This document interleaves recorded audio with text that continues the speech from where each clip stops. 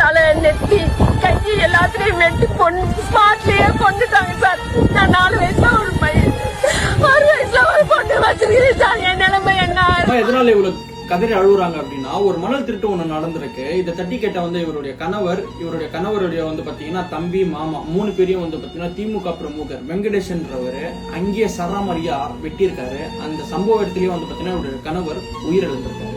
And மேலும் இதை தட்டி கேட்ட அவங்க அம்மா பாத்தீங்கன்னா வெட்டியிருக்காங்க. வெட்டின ஸ்பாட்லயே பாத்தீங்கன்னா 3 பேரும் துண்டா போயிட்டு இருக்கு.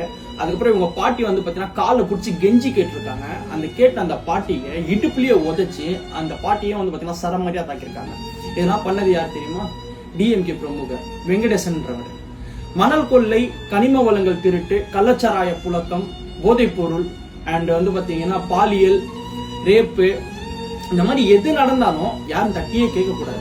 தட்டி கேட்டா ஆளுங்கட்சியான டிஎம்கே திருப்பி பாத்தீங்கன்னா மக்கள் மேல ஒரு கொலவெறி ஆட்டம் பாத்தீங்கன்னா நடத்துறாங்க.